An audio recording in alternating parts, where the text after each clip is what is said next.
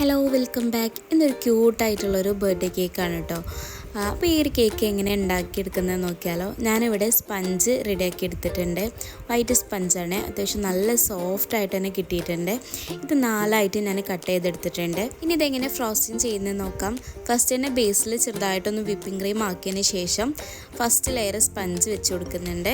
Cake ബേസിൽ നിന്ന് move ആവാതിരിക്കാൻ വേണ്ടിയിട്ടാണ് കേട്ടോ കുറച്ച് വിപ്പിംഗ് ക്രീം സ്പ്രെഡ് ചെയ്ത് കൊടുക്കുന്നത്. അതിനുശേഷം ഷുഗർ സിറപ്പ് വെച്ചിട്ട് കേക്ക് ഒന്ന് നന്നായിട്ട് വെറ്റ് ചെയ്ത് കൊടുക്കാം. കേക്ക് വെറ്റായി വന്ന ശേഷം ആവശ്യത്തിനുള്ള ക്രീം ഇട്ട് ഒന്ന് സ്പ്രെഡ് ചെയ്ത് കൊടുക്കാം. എല്ലാ സൈഡിലും ഒരുപോലെ ക്രീം വരുന്ന രീതിയിൽ വേണം സ്പ്രെഡ് ചെയ്ത് കൊടുക്കാൻ. ക്രീം ബീറ്റ് ചെയ്യുന്ന വീഡിയോ ഞാനിതിൽ ഇൻക്ലൂഡ് ചെയ്തിട്ടില്ല കേട്ടോ. പിന്നെ ബീറ്റ് ചെയ്യുന്ന സമയത്ത് ഓവർ സ്റ്റിഫ് ആവാതെ നോക്കുക. അതാവുമ്പോൾ നമുക്ക് ഫ്രോസ്റ്റിംഗ് ചെയ്യാൻ ഭയങ്കര റിസ്ക് ആവും. പിന്നെ ഞാനിവിടെ കാരമൽ സോസ് ഉണ്ടാക്കി എടുത്തിട്ടുണ്ട്. ബട്ടറും ഷുഗറും ഫ്രഷ് ക്രീമും വെച്ചിട്ടാണ് ഞാൻ ഈ ഒരു കാരമൽ സോസ് ഉണ്ടാക്കിയെടുത്തിട്ടുള്ളത്. ഇനി ഇത് അത്യാവശ്യം നന്നായിട്ട് തന്നെ നമുക്ക് ചേർത്ത് കൊടുക്കണം. ഇനി എല്ലാ ഭാഗത്തും എത്തുന്ന പോലെ ഒന്ന് പാലക് നൈഫ് കൊണ്ട് ഒന്ന് സ്പ്രെഡ് ചെയ്തെടുക്കാം. അതിനുശേഷം പ്രലൈൻ ഇട്ട് കൊടുക്കാം. പ്രലൈനൊക്കെ അത്യാവശ്യം നന്നായിട്ട് തന്നെ ഇട്ട് കൊടുക്കുക. ഇത് നട്ട്സും ബട്ടറും ഷുഗറും വെച്ചിട്ട് ഉണ്ടാക്കുന്നതാണ് കേട്ടോ. ഞാനിതിൽ യൂസ് ചെയ്തിട്ടുള്ള കാഷ്നട്ടാണ്. ഇനി സെക്കൻഡ് ലെയർ സ്പഞ്ച് വെച്ച് കൊടുത്തിട്ടുണ്ട്. ഉള്ളിലുള്ള കാരമൽ പുറത്തേക്ക് ഒലിച്ച് വരാതിരിക്കാൻ വേണ്ടിയിട്ട് സൈഡിലൊന്ന് വിപ്പിംഗ് ക്രീം കൊണ്ട് കവർ ചെയ്ത് കൊടുക്കുന്നുണ്ട്. ഇനി നമ്മൾ ഫസ്റ്റ് ചെയ്ത അതേ പ്രോസസ്സ് തന്നെ കണ്ടിന്യൂ ചെയ്യുക. പിന്നെ ഈ ഒരു കേക്കിൻ്റെ വെയിറ്റ് വരുന്നത് 1 kg ആണ് കേട്ടോ.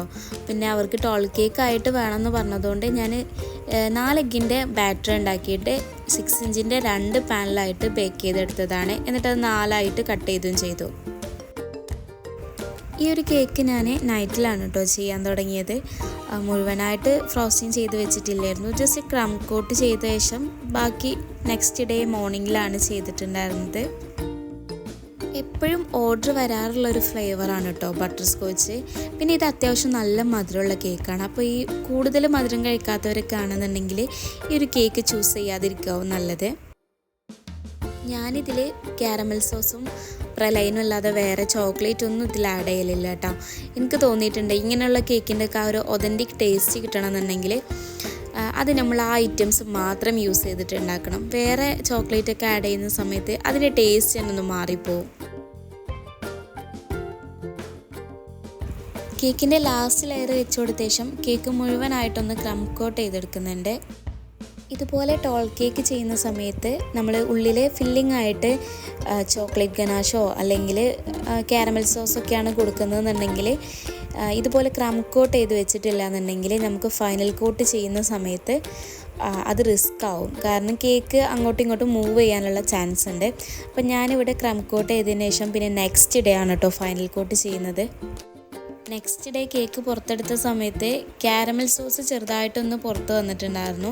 പിന്നെ ഞാൻ ഈ കേക്കിൻ്റെ സൈഡിൽ തള്ളി നിൽക്കുന്ന ഭാഗമൊക്കെ ഒന്ന് കട്ട് ചെയ്ത് കൊടുക്കുന്നുണ്ട്. കട്ട് ചെയ്ത ഭാഗത്ത് കുറച്ച് ക്രീമും കൂടെ വെച്ചിട്ടൊന്ന് സ്പ്രെഡ് ചെയ്ത് കൊടുക്കുന്നുണ്ട്. അല്ലെങ്കിൽ ആ ഒരു ക്രംസ് നമ്മൾ ഫൈനൽ കോട്ട് ചെയ്യുന്ന സമയത്ത് മൊത്തത്തിൽ സ്പ്രെഡായി പോകും. ഫൈനൽ കോട്ട് ചെയ്യാൻ വേണ്ടിയിട്ട് എടുത്ത ക്രീമിൽ ഞാൻ ചെറിയൊരു ഡ്രോപ്പ് മാത്രം യെല്ലോ കളർ ആഡ് ചെയ്തിട്ടുണ്ട്. ഇങ്ങനെയുള്ള ഡിസൈനൊക്കെ കാണാൻ ഒന്നും കൂടെ ഭംഗി ഉണ്ടാവുന്നത് ഓഫ് വൈറ്റ് ആണ് കേട്ടോ. അതുകൊണ്ടാണ് ഞാനിതിൽ കളർ ആഡ് ചെയ്തത്. ഒരുപാടൊന്നുമില്ല, ചെറുതായിട്ടൊരു ഡ്രോപ്പ് മാത്രമാണ് ആഡ് ചെയ്തിട്ടുള്ളത്. ഇനി കേക്ക് മുഴുവനായിട്ടും കവർ ചെയ്തെടുക്കാം. ഈ വീഡിയോയിൽ കാണുന്ന പോലെ 1-2 സെക്കൻഡ് കൊണ്ടൊന്നും നമുക്ക് കേക്ക് ഫിനിഷ് ചെയ്തെടുക്കാൻ പറ്റില്ല കേട്ടോ. അത്യാവശ്യം നല്ല സമയമെടുത്താണ് ഞാൻ ഓരോ കേക്കും ഫിനിഷ് ചെയ്തെടുക്കുന്നത്. അതിനിടയിൽ ഇതുപോലുള്ള പണികളും കിട്ടും. ഇതെനിക്ക് എപ്പോഴും പറ്റുന്നൊരു മിസ്റ്റേക്കാണ് കേട്ടോ. എപ്പോൾ ഫിനിഷായി വന്നു കഴിഞ്ഞാൽ ഇതുപോലെ എന്തെങ്കിലുമൊക്കെ ഒരു പ്രശ്നം ഉണ്ടാവും. ഇനി ഞാൻ മുകളിൽ ഇതുപോലെ ഒന്ന് ചെയ്യുന്നുണ്ട്. ഇത് സത്യത്തിൽ ഞാൻ ഓർമ്മയില്ലാതെ ചെയ്തതാണ് കേട്ടോ. ഇതിന് മുകളിൽ കളർ ആഡ് ചെയ്യാനുണ്ടായിരുന്നു. ഇതാണ് നമുക്ക് തന്നിട്ടുള്ള റെഫറൻസ് പിക്ക്. ഇത് ഞാൻ തന്നെ ചെയ്തിട്ടുള്ളൊരു കേക്കാണ് കേട്ടോ. ഇതേ സെയിം കേക്കാണ് അവർ പറഞ്ഞിട്ടുണ്ടായിരുന്നത്. പിന്നെ ഞാൻ കളറെങ്കിലും ഒന്ന് ചേഞ്ച് ചെയ്യാൻ പറ്റുമോ എന്ന് ചോദിച്ചപ്പോൾ അവർ ഓക്കെ ഇഷ്ടമുള്ള കളർ ചെയ്യാൻ പറഞ്ഞു. പിങ്ക് കളർ ചേഞ്ച് ചെയ്തിട്ട് ഞാൻ പർപ്പിളാണ് കേട്ടോ ആഡ് ചെയ്തത്.